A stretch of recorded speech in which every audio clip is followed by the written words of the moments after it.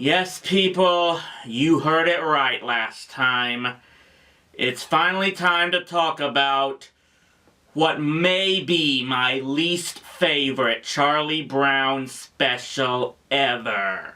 If there's a Peanuts cartoon out there that was harder for me to get through than It's Your First Kiss, Charlie Brown, it would probably be He's Your Dog, Charlie Brown. The fifth Peanuts special first aired in 1968 and was nominated for an Outstanding Children's Programming Emmy, but to me it just comes off with a lot of problems and has to be placed at the bottom of the pile of Charles Schulz's work. Why is that?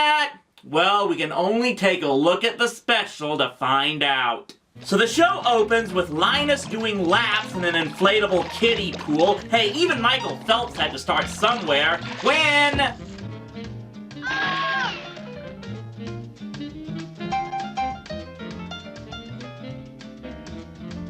See, if Spielberg had recruited Snoopy instead of Seymour, Jaws wouldn't have had nearly the amount of problems it had in production. And he huffed, and he puffed, and he blew the house in. No animal could huff and puff that hard. Puff, puff, puff, puff.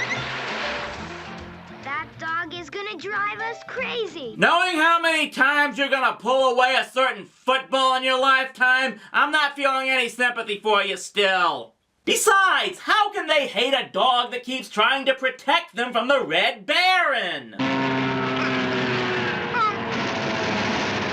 But that joke aside, much of the teaser is about Snoopy, well, there's really no way around this, being a bad dog. Well, Charlie Brown! Well, what? That dog is impossible. Charlie Brown, you've got to do something about that dog. It's up to you, Charlie Brown. Why me? Because he's your dog, Charlie Brown! Dang it, and I used the We Have a Title joke last week! So Charlie Brown's response is to flat out get rid of Snoopy and send him back to Daisy Hill. Okay, in truth, it's supposedly just sending him there for some kind of disciplinary training, but still, this comes off as damn harsh. I'm sorry, Snoopy, but it's for your own good. The kids just can't stand your undisciplined behavior. And by the way, why would a puppy farm have a dog training school like that? What about this supposed ace obedience school they keep talking about? Oh, and he expects Snoopy to walk all the way back to Daisy Hill, so he calls up Peppermint Patty to have Snoopy stay over on the way. Hey, it's the shortstop. Hi, pal. Glad you could make it. Going back to school, eh? Chuck says you'll have lots of fun. The rest of the first act is almost nothing but constant jokes about how Patty sees Snoopy as a funny-looking kid with a big nose. Yeah, I know that's been one of the constant running gags of the entire Peanuts franchise, but eventually it just gets tiresome, and it only makes what's going to happen in the end even more frustrating. Remember Snoopy? It's that strange kid I told you about. He never says a word, but he's a good shortstop. How should I know? I'm only here because Schultz hasn't created a female best friend character for you yet. Other than that, the first part is pretty much just Snoopy mooching off of Patty while falling further into his own little fantasy world about being the World War I flying ace. There's something about that kid out there. You almost get the idea that he thinks he's a soldier on leave in Paris. Maybe I can fall into my own little fantasy world and get something better than this. Nope. It's never worked since Sarah Michelle Gellar got married. A week goes by and Daisy Hill calls back Chuck to tell him how Snoopy never showed up, so Chuck begins to smell a rat and finds out that sure enough, Snoopy's still over at Patty's. Gee, it's almost like Charlie Brown expecting Snoopy to go someplace he didn't want to all on his own was a bad idea. So now Charlie basically has to lay down the law, and yes, even knowing everything that Snoopy has done so far in this special, knowing what his relationship with Charlie Brown has been and will be in future specials, this thing just comes off as way too uncomfortable. Do you think you have to do it this way? I'm afraid I have to. Now look, Snoopy, if you'd done what you were supposed to, you wouldn't be treated like this.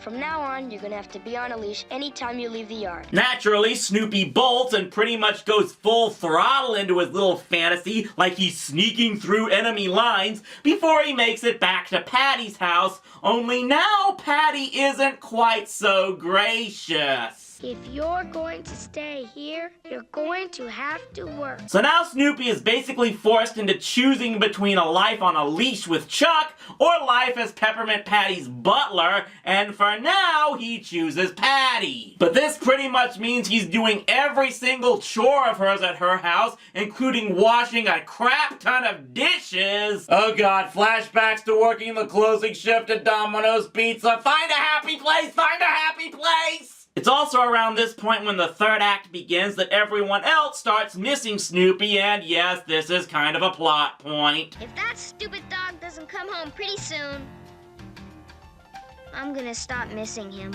Snoopy, come home! Trust me, I'll get to that in a bit. But finally, having to slave for a roof over his head pushes Snoopy over the edge. Here, what's all this ruckus? As a disciplinary measure, you'll sleep in the garage tonight.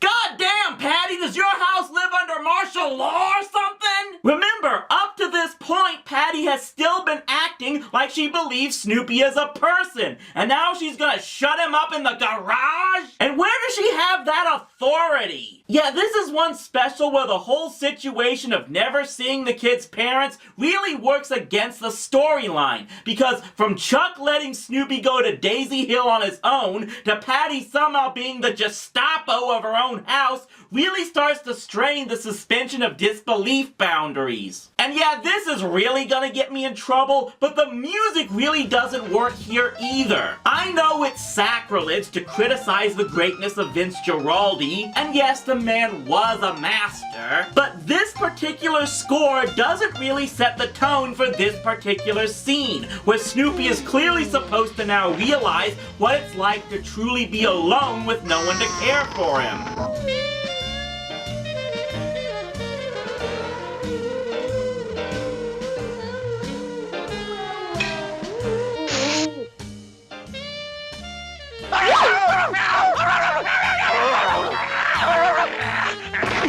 So Snoopy bolts Patty's house, and we get one more scene of him living out his fantasy, this time wearing a disguise, before he finally arrives back at Chuck's house.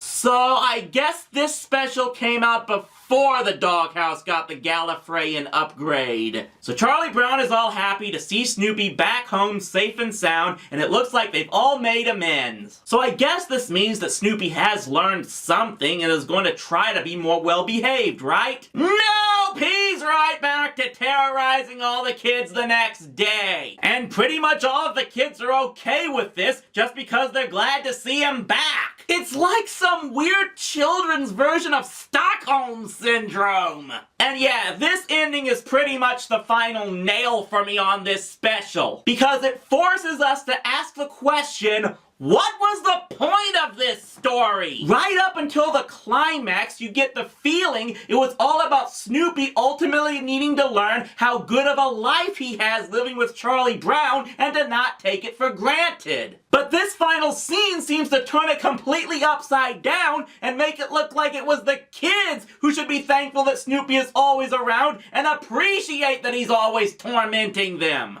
And for the record, I do like Snoopy. I know I've made a ton of Benji Stew jokes in the past, but that's all been in jest, because everything he's done in those previous specials was enjoyable for the most part. And he does often come off like he has a heart. And everything he's done in those previous cartoons, for the most part, has him come off as a fun, entertaining, imaginative character. Here, he's a complete menace to everyone around him. And okay, maybe that's closer to what he was in some of the earlier strips. I haven't read those in a long time, so I can't be absolutely certain. But even if that was the case, the first 20 minutes or so of this special seemed to be making it look like he was ultimately supposed to get his comeuppance, and that never really happens. And that's why I had to review this special now, because ultimately, it might have the most confusing, unlikable, and mean-spirited story of them all. Is it still worse, in my opinion, than It's Your First Kiss, Charlie Brown? Well, I hadn't watched it in a long time before preparing for this review, so in a way I did get to see it with new eyes. But even still, it's almost a toss-up between this and First Kiss, and it still definitely comes off as very weak to me because it has a very adversarial tone, but one where we don't know exactly who to side with. At least we felt for Chuck in First Kiss, and even if he didn't ultimately remember what happened in the climax, we still saw it happen, so there was somewhat of a good feeling for us. Here, everyone from Snoopy to Charlie Brown to Patty and the other kids come off as just too mean and crabby and grumpy, and it makes the whole thing very difficult to watch. There are actually a lot of elements in this special that were similarly used in Snoopy Come Home, but they were just handled better in that movie. And it almost makes you think if that was one of the reasons they made that movie anyway. Like, this special was a bad first draft for this type of storyline, and then they were able to pull it off much better in the full-length version. It may not be as bad now as I thought it was back when I first saw it as a kid, but I've still gotta put it in the bottom area among the vast library of Peanuts cartoons. And it just makes me depressed from having watched it, which is not how I should feel this time of year. We gotta do something to fix that, and I think I know just the way. Oh yes. It's finally time for me to review the one Peanut special I think I've gotten the most requests for. Next week, we're finally going to get a little bit, bing, festive.